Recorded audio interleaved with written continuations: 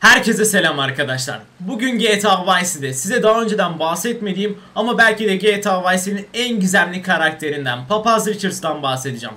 Papaz Richards'a geçmeden önce ise size bir mekanı göstermek istiyorum. Yine GTA Vice City gizemlerinde yer vermemiştim. Şurada Lance Vance'in evi var görüyorsunuz. Lance Vance'in evinin karşısında da böyle bir heykel, bir çeşme ve arkasında da bir bina var. Şimdi saatimiz 9:50. Binanın kapısına doğru geldik. Hiçbir şey yok görüyorsunuz. Normal. Ben susayım bu arada. Ama saat 10 olunca dikkat edin.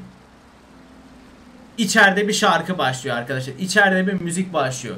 Bu başlayan müzik buranın kilise olmasıyla alakalı. GTA Vice'de üstünde herhangi bir haç işareti ya da bir sembol olduğu için belki de fark etmediniz ama burada bir kilise var ve saat 10 ile 11 arası hangi gün gelirseniz gelin burada şarkıların çaldığını, belki de bir ayinin düzenlendiğini görüyorsunuz.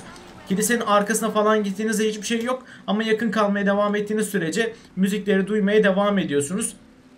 Şimdi bu kilisenin yeri GTA Vice'de şöyle önemli. GTA Vice'nin başlangıcında parti görevine gidiyorduk biliyorsunuz. Az sonra orayı da göstereceğim ve orada Papaz Richards'la görüşüyorduk. Papaz Richards bu kilisede çalışan bir adam ve GTA Vice'de bize öyle görevler verebilecek bir adamdı ki daha sonrasında silindi oyundan. Şimdi Papaz Richards'ın size kim olduğunu göstereyim. Daha sonrasında da biyografisine bakalım. Mercedes burada bir üçlüyü tanıtıyor bize. Papa'nın sağ kolu Gonzales, bizim başımıza bela açan, ve Papaz Richards, ve burada da Steve Scott'tan bahsediyor. Şimdi Papaz Richards'ımız bu arkadaşlar. Üstünde de zaten kravatında haç işaretini görüyorsunuz. Steve Scott film yönetmeni. Burada da Gonzales yatan. Şimdi konuşmaları izleyelim. Steve Scott biliyorsunuz porno film sektöründe çalışıyor. Bu arada bu bahsettiğim ayıp şeyler değil. Normal şeylerden bahsediyorum. Papaz Richards'a cinsel organları kopartan bir köpek balığı olduğundan bahsediyor.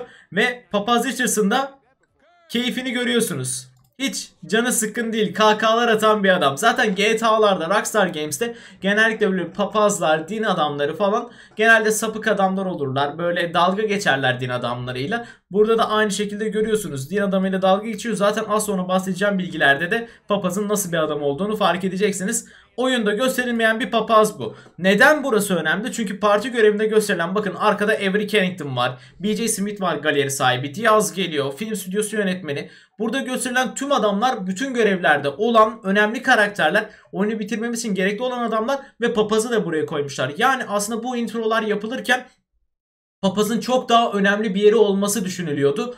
Dediğim gibi ise öyle görevler verebilecek bir adam ki zaten belki de oyunun en önemli karakteri olabilirmiş. Şimdi papazın biyografisine bakalım, papaz nasıl bir adammış. Şimdi papazın GTA Wiki'den sayfasını açtım arkadaşlar. Anlatacağım hiçbir şey uydurma bilgiler değil. Hepsi GTA'nın wiki sayfasında yazan şeyler, hepsi doğru şeyler. Elimden geldiğince de çevireceğim şimdi. Pastor Richards, yani Papaz Richards GTA serisinde beliren küçük karakterlerden biri. GTA Vice'de yer alıyor diyor. Ve biyografisine geçiyoruz.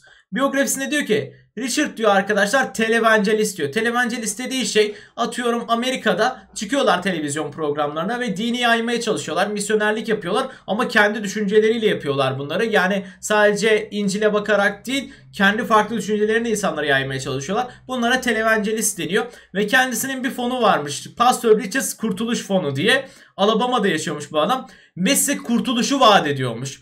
Kurtuluş nasıl bir kurtuluş?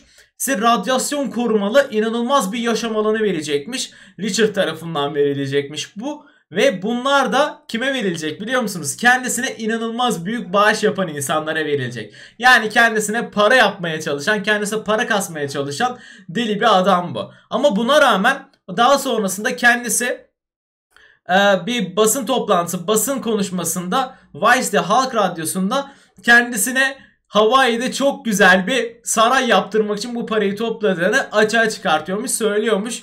Yani bir saray sevdalısı bir insan daha var, kendisine para toplayıp, bağış toplayıp saray yaptırmaya çalışan. Ben de böyle bir karakter tanıyorum ama kendisi GTA Vice'de yaşamıyor. 1980'lere geçtiğimizde arkadaşlar, senenin sonuna doğru geldiğimizde çok büyük bir olay var şimdi Papaz Richards'la alakalı. Barry Stark denen bir nudist adam var. Nudist dediğimiz şey de şu. Diyorlar ki biz Tanrı'dan çıplak doğduk. Biz kıyafet giymek zorunda değiliz. Biz özgürüz. Bu arada FIFA Online 4 reklamı yiyoruz. Biz özgürüz. Çıplak yaşamak istiyoruz. İstediğimiz gibi yaşamak istiyoruz. Vice'de böyle bir insan topluluğu varmış aslında. Bize bu gösterilmiyor. Neden? Çünkü Papaz Richards oyundan silindi. Bağlantısı yok. Papaz Richards, Barry Stark denen bu çıplaklığı savunan adamı taşaklarından vuruyor abi. Taşaklarından vuruyor ve Barry yaşamaya devam ediyor ama tabii ki farklı bir şekilde. Yani artık erkek olarak yaşayamıyor falan diyor. Ve papaz bu istasyonu kısa süreliğine de olsa kendisinin olduğunu iddia ediyor. Bu istasyon benim diyor, artık radyo istasyonundan bahsediyor. Ve aşağıda da Cortez'in kendisini bir ara tekneye davet ettiğini, tekneye davet edilecek kadar önemli bir insan olduğundan bahsediyor. Şimdi Vice suç ağına geldik arkadaşlar. Yanlış tuşa bastım, bir anda farklı şeyler açıldı, kusura bakmayın. Vice suç ağacına geldik. Burada da papaz hakkında çok detaylı bilgiler var. Ses dosyaları var. İnanılmaz güzel şeyler var. Şimdi hemen more in file diyeceğiz ve bakacağız. Öncelikle buraya okuyalım. Çok ateşli bir insanmış arkadaşlar. Yani düşüncelerini insanlara böyle çok alevli bir şekilde vermeye çalışıyormuş. Kafadan biraz kontak diyor. Parayla diyor çok fazla takıntılı diyor.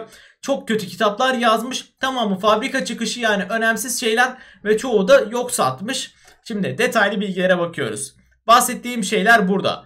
Dejenere olanlara karşı takıntılı. Dejenere olmak nedir mesela? Bunlar için dejenere olmak. Kesinlikle ben öyle düşünmüyorum. Diyor ki mesela sen kapalı giyinmelisin diyor. Bikiniyle geziyorsun diyor. Sen diyor işte tamamen diyor bu kitapta yazanlara göre yaşamalısın diyor. Ama onun kitabı farklı. Onun kitabı İncil değil. Onun kitabı kendi yazdığı Pastor Richards kitabı. Bu kitaba göre yaşamalısın diyor. Ama sen bu kitaba göre yaşamıyorsun diyor vesaire vesaire. Yani ne olabileceğini düşünün. Ben tehlikeli şeylerden bahsetmek istemiyorum. Ona göre dejenere olmuş, ona göre bozulmuş insanlara karşı çok takıntılı. Ve kendisinin inanılmaz bir heykelini, çok büyük bir heykelini yaptırmak istiyormuş. Bakın buraya dikkat edin. Eğer Papaz Richards oyunda olsa verilebilecek görevlere bakın. Kendisi NASA'ya roket teknolojisi için rüşvet vermeye çalışıyormuş arkadaşlar. Düşünsenize, oyunda böyle bir adam var. NASA ile bağlantısı olacak. NASA'ya rüşvet vermeye çalışacak. Tommy Vercette'ye gidecek, atıyorum. Roket teknolojilerini çalacak bunların. Gidecek bir yere roket atacak. Sonra diyecek papaz insanların karşısına çıkıp evet kıyamet geldi, benim kurtuluş yoluma gelin, bana paralarınızı verin falan diyecek. Ya da gönderecek Tommy Vercette'yi, o nudist adamı taşaklarına biz sıkacağız. İnanılmaz güzel görevler olabilirdi. Ama papazı sadece böyle hikayede bırakmışlar. Papazın görevlerini vermemişler. Çok kötü.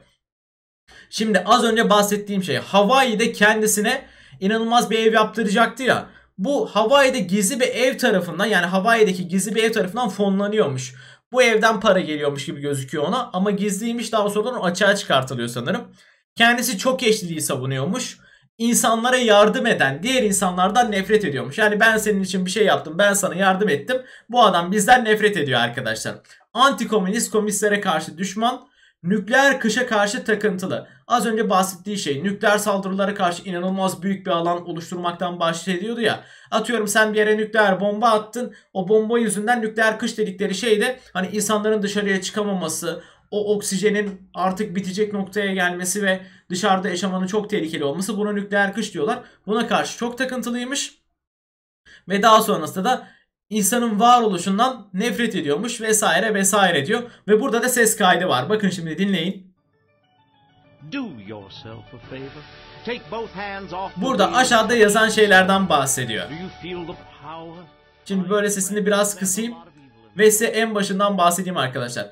Kendinize bir iyilik yapın. Ellerinizi tekerlerden çekin. Yani ellerinizi arabadan çekin ve radyoya dokunun. Gücü hissedebiliyor musunuz? Evet arkadaşlarım, ben de kendisi gibi böyle biraz ateşliyim. Dünyada birçok şeytan var ama ışık da var. Ben size dejenere olanlara bir ışık olarak gönderildim. İşte özgürlükçü düşünenlere ve diğer şeytani düşünceleri olanlara bir ışık olarak gönderildim. Ve onların ne olduğunu açığa çıkartacağım. Paranızı gereksiz materyaller için, gereksiz objeler için harcamayın. Bana verin. Ben sadece sizi kurtarabilecek olanlarım. Ben dünyaya çok büyük bir ışık olarak gönderildim. Büyük, şekillendirilmiş bir yapı olarak gönderildim ve çok güçlü bir şey olarak gönderildim. Ben gönderildim diyor.